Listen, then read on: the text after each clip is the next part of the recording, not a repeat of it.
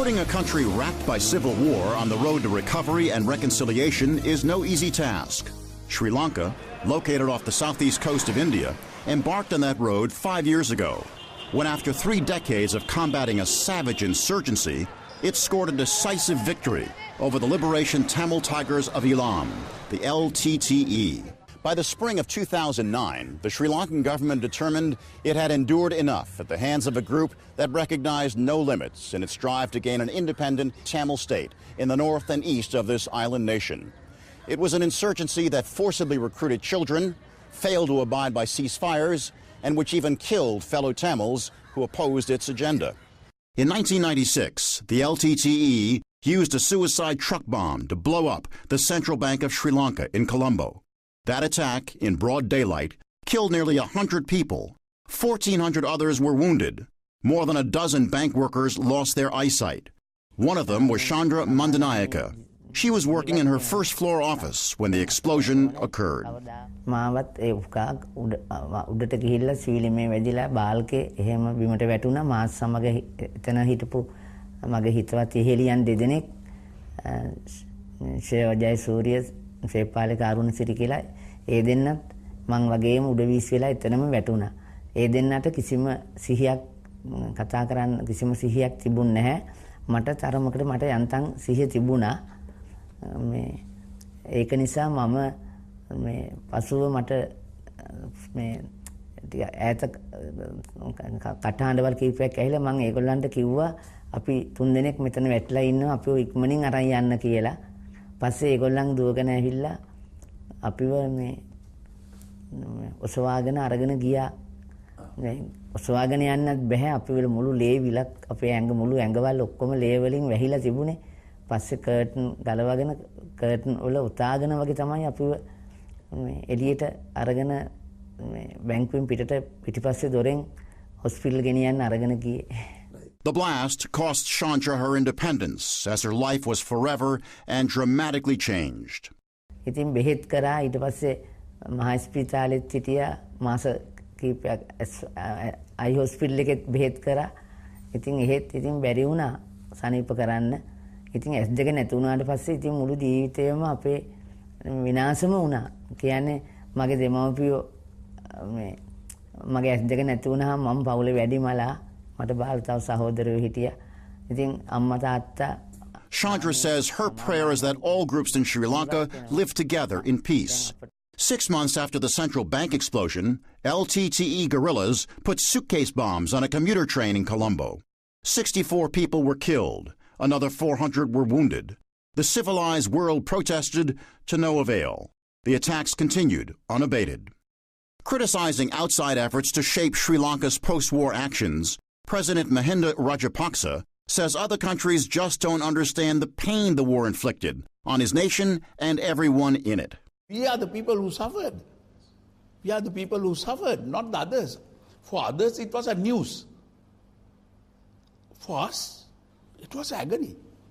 This is Colombo today, the capital of a reconciling middle-income nation that boasts a vibrant economy with the highest growth rate in South Asia. It is an economy keyed in part by large-scale foreign investment and an increasingly skilled workforce. In 2013, Sri Lanka's economy grew by more than 7%. By now, such numbers have become an annual expectation. Much of the growth is centered in Colombo, the capital, where loans from China are financing what will be a huge port city, where the construction of new foreign-funded oceanfront hotels reflects confidence in the country's future. Tourism is back in a big way since the end of the war. In January, foreign arrivals were up 32% over the same month in 2013. The Central Bank of Sri Lanka has been rebuilt from its bombed-out shell. Far from the capital, there have been dramatic reconstruction efforts as well in former fields of battle, especially in the northern province. Post-war government finance projects made for a surge in Tamil employment roles in rebuilding a war-ravaged infrastructure. Government officials say it also contributed to the country's reconciliation effort. The northern province development has been the highest in the country in the last 3 years. The investment that has gone into that country, in that part of the country, which is around $3 billion in 4 years is an enormous amount of investment when you take the Sri Lankan public investment into perspective. The latest project, a Central Bank of Sri Lanka regional branch in Kilinochchi, once the center of a de facto independent Tamil state. By the time the project is completed, hundreds of workers will have helped build it. After that will come the jobs to staff it, another investment in reconciliation. Private enterprise also has a major role to play here. This large clothing factory in Kilinochchi ships its iconic brand products to European and American markets. Up from the original 30 trainers 2 years ago, the VDL factory now employs 600 people. Almost all are Tamils, as is the general manager. At the end of the day, it is the people who in this part of the world, people who are the people who suffered in the war. So by giving them employment and opportunity to live, and integrating them with the society, I think that's that's something which the country is hoping to do, and that MAS is part of that plan. A byproduct of the return to normal, this factory sponsors a number of Tamil boxers. One is already a national champion. It is an effort to integrate the athletes into the wider Sri Lankan sporting world, reconciliation. In the eastern province, there is a major push to get in on the tourism boom. In the Batticaloa area, a half-dozen luxury hotels have been opened on this stretch of beach. Another 8 are under construction. But of course, Sri Lanka has more basic needs to fill. With the help of international organizations and other countries, thousands of homes have been renovated or replaced for resettling displaced persons on land which has been made safe by demining. These northern province houses are going up with funding aid from Australia, Switzerland, and the European Union. Roads are being improved, meaning much easier access to commercial traffic in and out of regions cut off during the war. Bridges, frequent insurgent targets during the war, are being rebuilt or replaced. In some cases, you see a bridge where there was none before. One will connect the Ampara and Batticaloa districts. For decades, people here have had to rely on a primitive ferry service or travel an extra 40 kilometers by road to get across or around the water. Post-war electricity projects are greatly increasing generating capacity.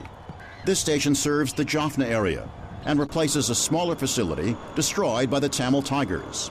But the national priority for water these days is tilted away from power generation in favor of drinking water for everyone.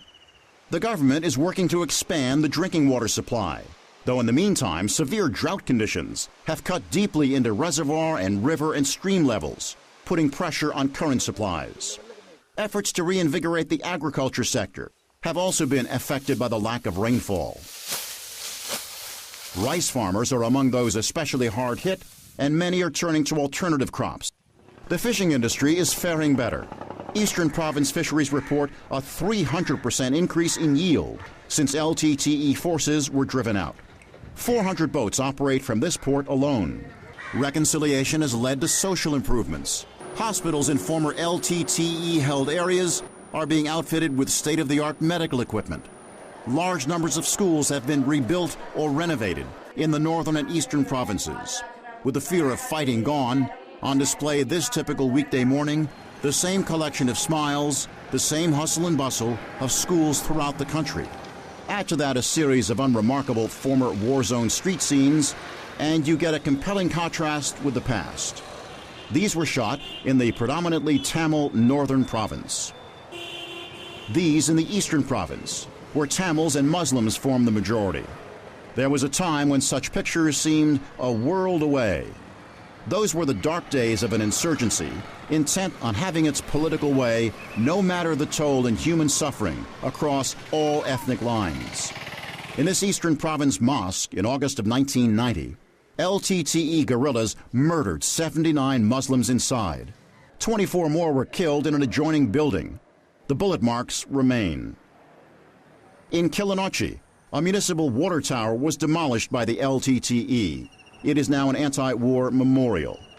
In nearby Jaffna, the central government building was destroyed by the Tamil Tigers. It too is kept as a war reminder. Jaffna's historic railway station was torn apart. The insurgency wanted little to do with links to the rest of the country. So focused was it on its version of reality. Since the war ended in May 2009, Hundreds of thousands of displaced people have returned home to land long held by the insurgents. Resettlement was not easy, in large part because of landmines.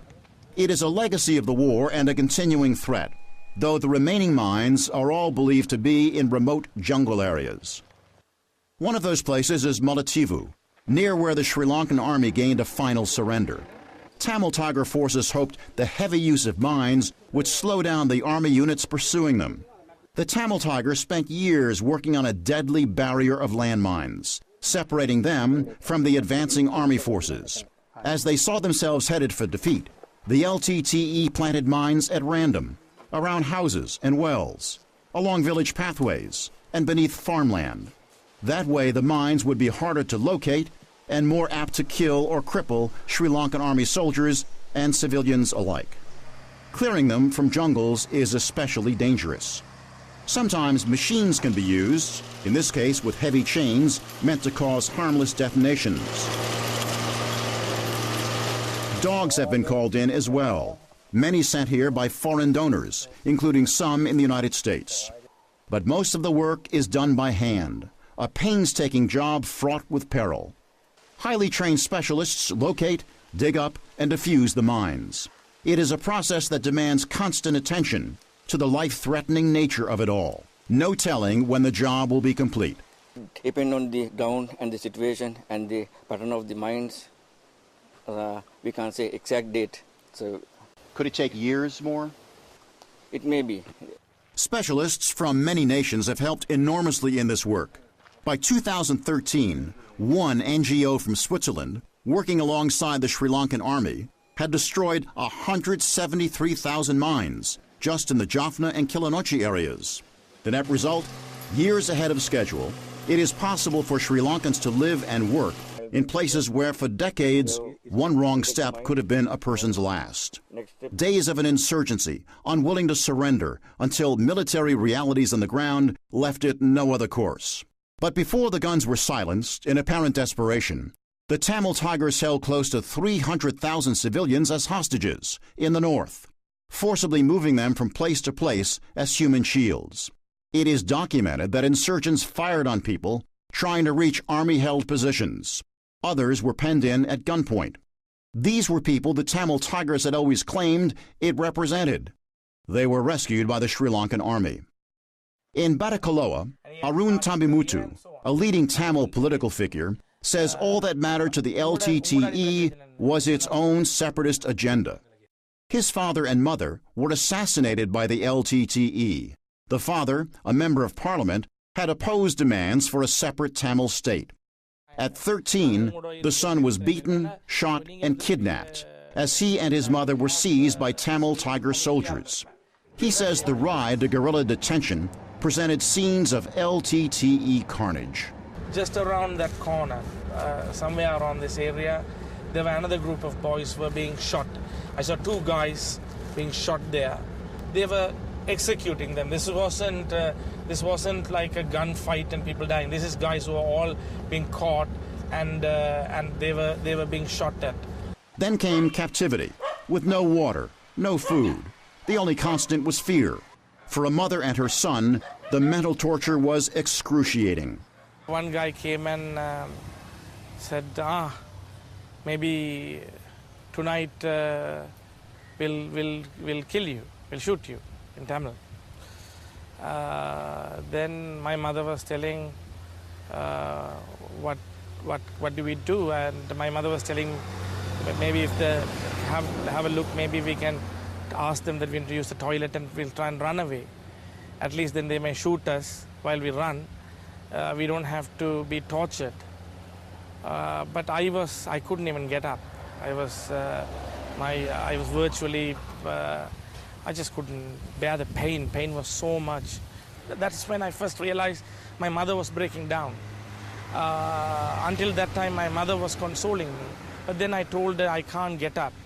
Whatever happens, we'll just have to wait. I can't get up. I can't get up. And I fell, and I just fell asleep.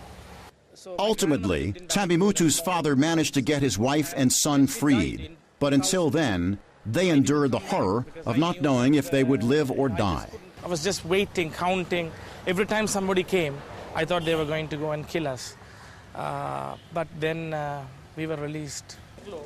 In 5 months, Tambimutu's parents would be dead, killed by LTTE assassins.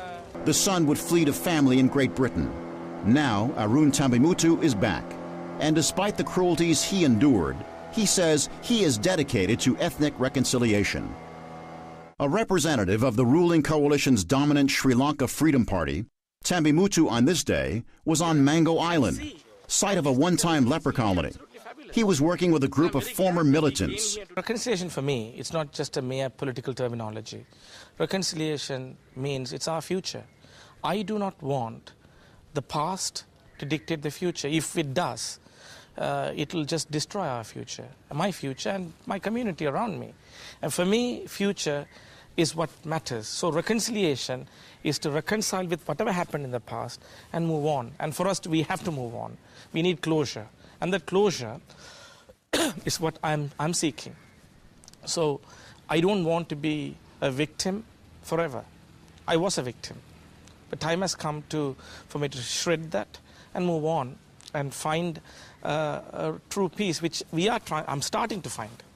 There has been plenty of criticism aimed at the Sri Lankan government for the way the war ended, with many charging that army shelling killed massive numbers of civilians spread among the Tamil Tigers.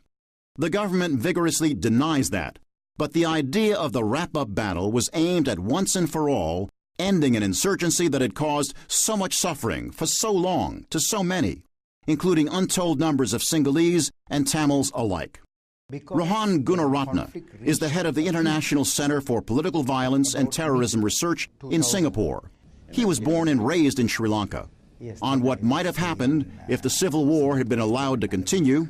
If the war did not end, every year Sri Lankans would have been burying 5,000 to 10,000 Sri Lankan civilians, military personnel, Tamil Tiger cadres. And this war had to end, and I think everyone should be happy that the war ended. Professor Gunaratne says all Sri Lankans were victims.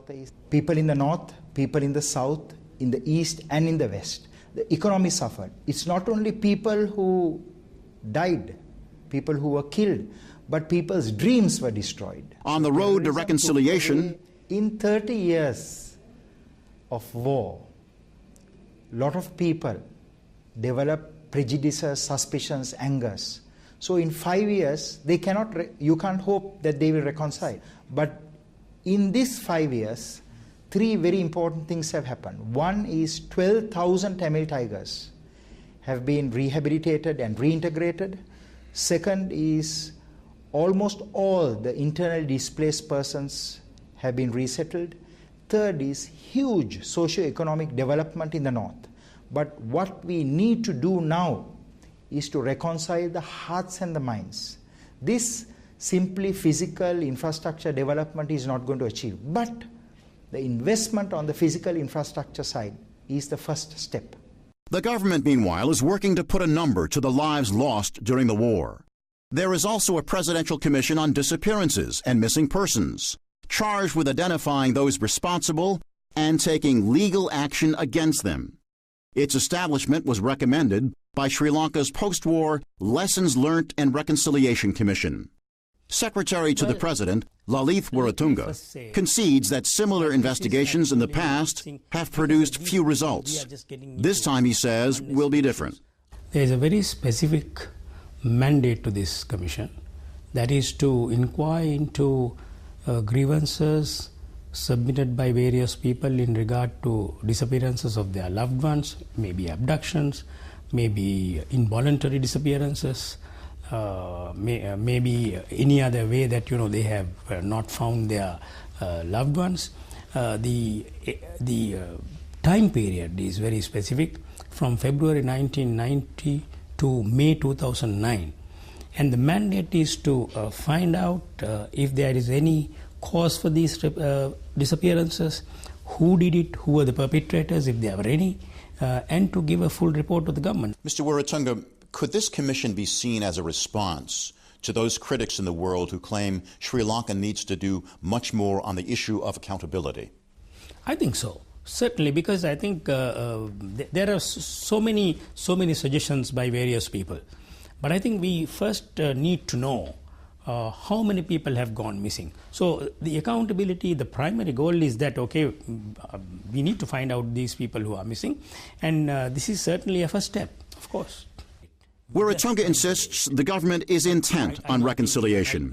What else, he asks, explains the release of nearly 12,000 former LTTE fighters who either surrendered or were captured at the end of the war. Almost all are now back in society. We met two of them, both former LTTE child soldiers. One, a 21-year-old woman, Natarasan Sugirtna, nicknamed Gopi. She was abducted by the insurgents when she was 16 years old. ඒක sir මේ කෙදරෙක් sir කවුරු හරි එක්කෙනෙක් අනිවාර්යෙන් LTT එකේ යන්න ඕනේ. නැත්තම් මේ අම්මලා තාත්තලාට තමයි ප්‍රොබ්ලම් අම්මා තාත්තලාට. එහෙම තමයි පස්සේ මේ මගේ ගෙදර අක්කා දෙන්නේ අයියා එක්කෙනෙක් ඉන්නවා. ඒගොල්ලන්ගේ යන්න බෑ කියලා මේ කොයි හරි ගියා. ගියා මේ මාමා නන්දා ගෙදර මේ වගේ ගෙදර හිටියා. පස්සේ LTT හැමදාම එනකොට මගේ අම්මට තමයි අප්සෙට් වෙනවා. අල්ලගත්තද කියලා දන්නේ. පස්සේ අම්මට පස්සේ මම ඉස්කෝලේ පාඩම් කරනකොට මේ කරාතේ එකේ යනවා. කරාතේ ප්‍රැක්ටිස් එකේ යනවා. Gopi told us she was given 2 weeks of training, issued an automatic rifle, and ordered to the front as her normal teenage years came to an end. පස්සේ සර් මං බෑ කියලා කිව්වා. මට මේ නෑ ඔයා අනිවාර්යෙන් යන්න ඕනේ කියලා කිව්වා. මං කිව්වා පස්සේ මට මෙඩිසින් දන්නවා. දන්නේ නෑ සර් මට මං කිව්වා මට දන්නවා. මම එනම් මම මේම කරන්නම්. මේ ලොකු අක්කලා ඉන්නවා සර්. එයාලත් එක්ක ගිහලා මං ඒම කරන්නම් කියලා කිව්වා. අර තුවාල වෙනකොට කට්ටියට මේ බේත් මේ ඉන්ජෙක්ෂන් බේත් ඒව කරන්නම් කියලා කිව්වා. ඒගොල්ලොත් එක්ක එනකොට තමයි පුදුකුඩු ඉරපු වෙත්තලා මට ඔළුවෙන් තුවාල වුණා. We also talked to a 37-year-old man who joined the Tamil Tigers voluntarily when he was just 13. We are shielding his identity at his request. Sir, ඒගොල්ලන් අර පොඩි කාලේ ඉඳලා ආසාව පෙන්නනනේ සර් ආසාව පෙන්නකොට ඒකද අපි පොඩි කාලේ ඉඳලාම අම්මා තාත්තා නැති නිසා එමාව ඒ කටි අදව නිසා ඒ කට්ටියගේ අර අවියාවිදේව දකින්නකොට ආසාවට තමයි ගියේ.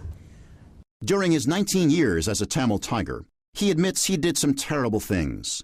Near the end of the war, he says, he booby-trapped a bus of wounded fellow insurgents who wanted to surrender to the army. අන්තිමදී සර් මම යුද්ධය කරගෙන ඉන්නකොට දැන් කිහිනවන් සර් නැති වුණා කියලා කට්ටිය ඉල්ලනවනේ සර්. ඒ කට්ටිය එනකොට මට දැනුත් සෙන කෙනෙකුට හරි දුක හිතෙනවා සර්. ඒගොල්ලන් බස් එකේ ගෙනියලා කට්ටිය බස් එකේ ගෙනියලා ඔක්කොම නගන්න කියලා අපි ගිහලා කැම්ප් එකේ අමුදාට බාර දෙන්නම් කියලා කට්ටිය ඒකම පස්සේ ඒකට මේ කියන්නේ වැඩි බීත් ඔක්කොම පුරවලා මගේ ඉඳලා කිලෝමීටර් 50ක් දුර ඇතුළත යන්න ඇති සර් උගගෙන් පස්සේ බස් එකේම පුරනවා සර්. තුවාලය sir. When you put those explosives on that bus, did you have any regrets or did you feel that it was simply an order you had to obey? ඒකට අපිට ඕඩරයක් ආපු නිසා තමයි කරේ sir. Gopi's easy smile, her interactions on the job, make it hard to comprehend the past she has known. But the memory of those lost years is painful. If she has children, will she tell them what happened? නෑ sir. මට sir ඒක කියන්න කැමති නෑ මම මට sir මේ කොච්චර අමාරු වුණා කියන්න මට මේ. Both of these former child recruits surrendered to the army. Both now work with the government security force in the northern province. In fact, there has been a growing pattern of young Tamils, men and women, entering security force training, another slice of reconciliation. At the same time, there is no loss of Tamils' dedication to their cultural traditions, which it is hoped will itself be an element of ethnic reconciliation, if those traditions are respected by Sinhalese Buddhists and Muslims. Many international critics say Sri Lanka's reconciliation prospects are bleak. But consider what we heard from Selva Arikuna Raja, a Tamil. He left Sri Lanka to escape the war and became a naturalized British subject. Now he and his family are back in the northern province, focused on people learning to live together. Now we want to produce the new generation to the Sri Lankan. We don't want to the Sinhalese, Tamil, Muslim, but everyone want to under Sri Lankan.